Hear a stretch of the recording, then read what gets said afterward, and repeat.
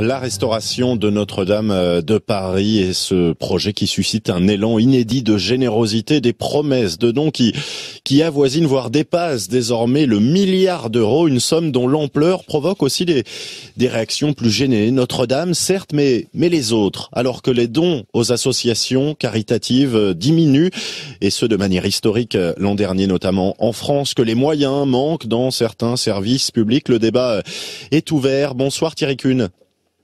Bonsoir. Ancien président d'Emmaüs France, directeur aujourd'hui d'Emmaüs Mundo, un chantier d'insertion économique situé près de Strasbourg. Comment vous ressentez, vous, l'ampleur du montant des promesses de dons faites après l'incendie qui a touché Notre-Dame de Paris ?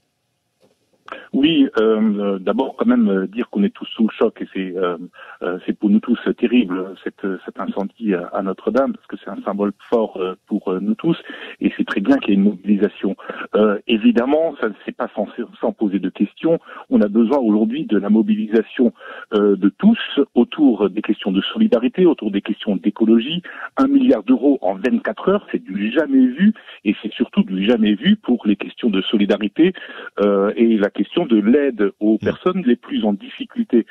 Donc oui, c'est pas sans poser de questions.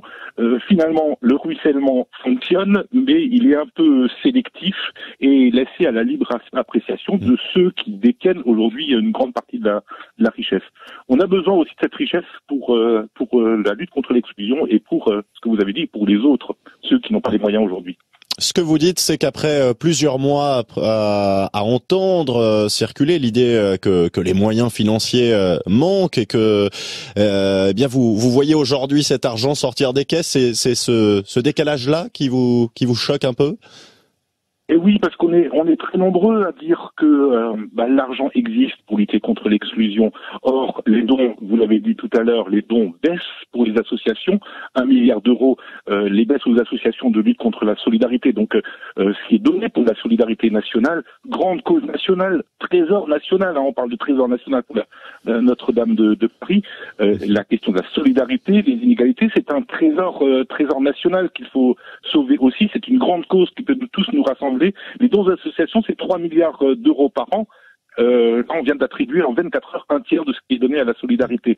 C'est une baisse de 200 millions en 2018. C'est quand même pas rien. Moi, je proposerais que, en même temps que la sauvegarde, la reconstruction de Notre-Dame, on reconstruise également notre pays. La maison brûle, comme disait Jacques Chirac. Voilà. Aujourd'hui, c'est Notre-Dame de Paris qui brûle, mais c'est notre maison commune qui brûle. Pour le coup, qu'est-ce qu'on fait pour reconstruire notre pays ? Ma proposition, ce serait de dire un nouveau toit pour Notre-Dame, mais également et surtout un toit pour tous. Et ça, on pourrait très bien le réaliser. 1 euro qui est donné à Notre-Dame, qui est donné pour la reconstruction, ce serait égal 1 euro qui est donné pour la solidarité et pour la question de l'écologie. Est-ce que vous y voyez une forme de fracture sociale, j'allais dire inversée, dans la manière dont les choix sont faits aussi pour donner ? C'est-à-dire qu'il est entre guillemets plus gratifiant de donner pour la reconstruction de Notre-Dame de Paris, bien que ce soit un trésor national incontesté, que pour aujourd'hui des fonds de solidarité ? Oui, parce que notre vivre ensemble, notre capacité de lutter contre les exclusions, encore une fois, c'est aussi un trésor national et c'est aussi une cause qui doit mobiliser les plus riches comme les plus pauvres. Aujourd'hui, on a des gens qui n'ont pas les moyens, qui donnent aux associations, qui donnent à la lutte pour la solidarité, qui donnent également pour l'écologie, qui sont des causes importantes. Or, on voit bien que avec la baisse des impôts pour les plus riches, avec la baisse, la quasi-disparition de l'ISF, les plus riches font d'autres choix et qui n'ont plus cette conscience de la solidarité nationale, de cette cause commune qui doit nous porter tous. Oui, aujourd'hui, ils sont touchés par l'incendie à Notre-Dame, ce qui est très bien, mais ils ne sont plus autant que peut-être qu'à une époque touchés par l'exclusion, par la pauvreté, par les inégalités et par la question de l'écologie. Est-ce que ça fait réagir ce sujet aussi bien parmi les équipes d'Emmaüs que sur un chantier d'insertion, par exemple, sur lequel vous travaillez ? Oui, bien sûr, ça interroge. Encore une fois, parce que on parle des plus riches, on parle des grandes entreprises, on parle des grandes fondations, mais c'est également les collectivités. Aujourd'hui, on n'arrête pas de dire qu'on n'a plus d'argent, c'est ce que les plus pauvres entendent. Et puis il y a une forme de résignation.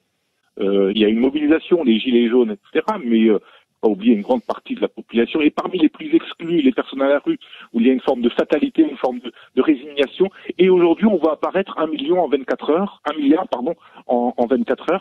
Bah oui, ça interroge. Et je peux vous dire que la colère gronde, évidemment. Ça ne présage pas de bons augures pour l'avenir. C'est-à-dire ce qui est au départ un acte de générosité d'ailleurs qui a touché non seulement la France mais d'autres pays aussi peut se transformer en une source de colère pour vous?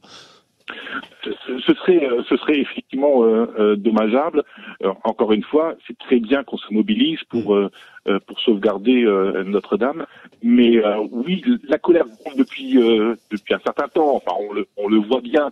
Aujourd'hui, je vous ai dit que certains, pour beaucoup, et ce sont les plus exclus qui se mobilisent pas, qui mettent pas forcément leur gilet jaune, qui vont pas forcément se mobiliser parce qu'ils se sentent en telle situation d'exclusion, en telle situation de rupture avec la société. Ils ne vont plus depuis bien longtemps, sauf que oui, cette colère gronde et malheureusement, oui, la générosité de certains pourrait se transformer en colère des autres et cette colère ne demande qu'à s'exprimer. Il y a urgence, on est en état d'urgence sociale et écologique.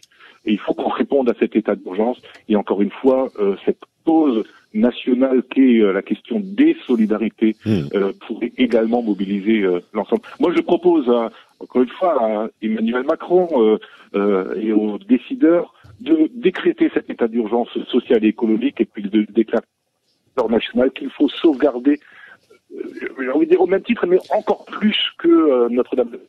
Notre-Dame de Paris, finalement, pourrait être le symbole de la reconstruction de notre avenir commun.